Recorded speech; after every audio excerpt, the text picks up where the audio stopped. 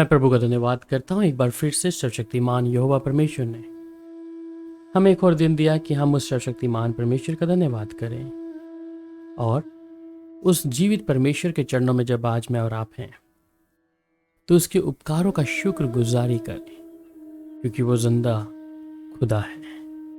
आइए आज के प्रतिदिन के आत्मिक भोजन पर मनन करें। नीति वचन 14 अध्याय और उसकी 1 आयत। हर बुद्धिमान स्त्री अपने घर को बनाती है पर मूढ़ स्त्री उसको अपने ही हाथों से ढा देती है।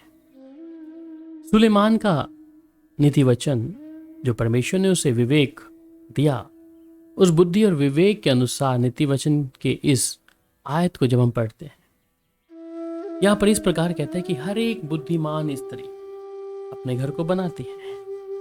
नीति वचन बहुत सी शिक्षाओं पर आधारित है, बहुत सी बातों पर नीति वचन की बातों को हम आज अपनी जिंदगी में लागू करते हैं। और यहाँ जब आज सुलेमान के इस नीति वचन को हम पढ़ रहे हैं और वो जानता है कि हर बुद्धिमान स्त्री अपने घर को बनाती है, हालांकि वही सुलेमान जिसने इतना विवेक रखा और जिन स्त्रियों के विषय में उसने इस बात को लिखा है कि बुद्धिमान स्त्री अपने घर को बनाती है, परंतु आखिर में यही राजा सुलेमान उन्हीं स्त्रियों की बात मानकर अपने आप को भी उस विनाश में डाल देता है।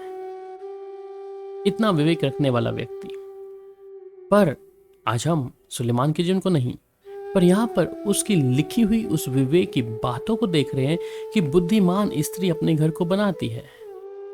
बुद्धिमान जो परमेश्वर का भय रखती है, जो परमेश्वर के वचन को ठट्टों में नहीं उड़ाती है, जो सर्वशक्तिमान परमेश्वर को अपने हृदय में जगह देती है। इसलिए बाइबल में लिखा है कि जो यहोवा का भय मानता है वो परमेश्वर की इस बुद्धि को प्राप्त करता है। परंतु आज के तमाम इन संसारिक सभाओं में हम देखते हैं कि उस समय की स्त्रियां जो उस समय प्रेतों में या पुराने नियम में हम देखते हैं लुभावनी थी, परमेश्वर का भय मानने वाली थी। और हम इस बात को स्वयं यीशु के जीवन में देखते हैं, जो मरियम और मगदलिनी है, ये भी परमेश्वर का भय मानने वाली वो स्त्रियां हैं।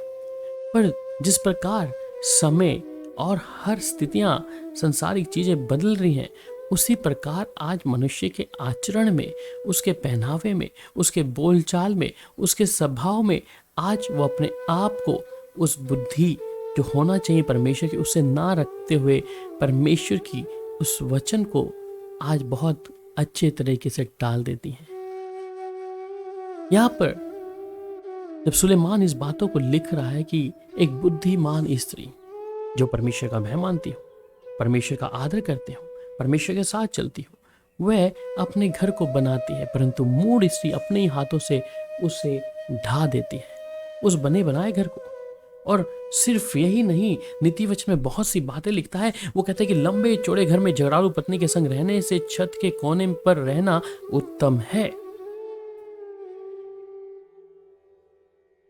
अगर जो स्त्री परमेश्वर का भय मानती है, परमेश्वर के संग चलती है, मैं सोचता हूं कि वो परमेश्वर के लिए एक आदर का पात्र है। और बाइबल में जब लिखता है कि भली स्त्री कौन पा सकता है या भली पत्नी कौन पा सकता है, क्योंकि उसका मूल्य जो है मूंगों से भी बहुत अधिक है और उसके पति के मन में उसके प्रति विश्वास है। किस प्रकार विश्वास हटता है। अगर वो स्त्री परमेश्वर का भय मानती है तो मर्यादा और संपदा में बढ़ती जाएगी। इसलिए झगड़ालू और चिढ़ने वाली पत्नी के संग रहने से जंगल में रहना उत्तम है। जो परमेश्वर का भय नहीं मानती है, परमेश्वर के साथ नहीं चलती है, इससे बेहतर है अपने आप को अलग करना। इससे बेहतर है कि वो जो परमेश्वर का जो आदर है उसे ना देते हुए वो अगर अपने ही स्वभाव में, अपने ही जीवन में जी रही है, तो यहाँ इजाजत देता है वचन कि ऐसी स्त्री से ऐसा पुरुष अपने आप को अलग कर सकता है। और नीति वचन 9:13 में तो हम पढ़ते हैं कि मूर्खता रूपी स्त्री होरा मचाने वाली है, वे भोली है और कुछ नहीं जानती है। इसलिए मूर्खता के रूप में अगर ऐसी कोई स्त्री है, वो होरा मचाती है, वह भली तो है और कुछ जानती नहीं है, या मैं क्या हूं, जानते हुए भी उस बुद्धि का इस्तेमाल नहीं कर रही। जिस परमेश्वर का भय मानना है वो उसको नहीं कर रही।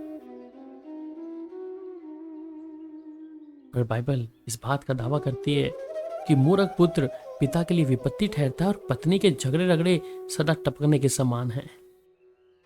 जी हाँ, पत्नी के जो झगड़े रगड़े हैं वो सदा टपकने वाले हैं। जिस प्रकार किसी घर के अंदर बारिश के समय पर वो पानी की बूंदें टपकती रहती हैं, उसी समान है, जो निरंतर चलती रहती है। इसलिए आज जब सुलेमान इस बात के विषय में हमें बता रहा है, सुलेमान इस बात के लिए कहता है कि बुद्धिमान स्त्री अपने घर को बनाती है, परंतु मूढ़ स्त्री उसको अपने ही हाथों से ढा देती है। जो स्त्री परमेश्वर का भय नहीं मानती, उसके जीवन में निरंतर समस्याएं हैं, उसके परिवार में कभी शांति नहीं है, उसके घर में कभी भी धन संपत्ति की वो कमियां निरंतर बनी रहेंगी। जो स्त्री परमेश्वर का भय नहीं मानती, इसलिए वह मूढ़ स्त्री है और उसने अपने हाथों के द्वारा ही अपने घर को ढा दिया है। इसलिए वो कहता है कि झगड़ालू और चिढ़ने वाली पत्नी से संग रहने से जंगल में रहना उत्तम है। मेरे प्यारो, हम इस बात को समझ लें। अगर ऐसा स्वभाव है किसी स्त्री का और जो परमेश्वर को पहला स्थान नहीं देती है, परमेश्वर को हर जगह पे जो आदर है वो नहीं देती है, या उसकी हैकल में, उसकी हजूरी में, तो ऐसी औरत या ऐसी स्त्री कभी फलवंत नहीं हो सकती। उसके जीवन में हमेशा निराशाएं, चिंताएं, समस्या बनी रहेंगी, क्योंकि उसने परमेश्वर को आदर नहीं दिया है। उसने परमेश्वर के लिए अपने आप को पूरी रीति से समर्पण नहीं किया है। उसने परमेश्वर को सिर्फ ठट्टों में उड़ा दिया है। इसलिए वो दिखावा तो करती हैं कि हम प्रभु में हैं, पर उनका मन, उनका आत्मा परमेश्वर से कोसों कोसों दूर है।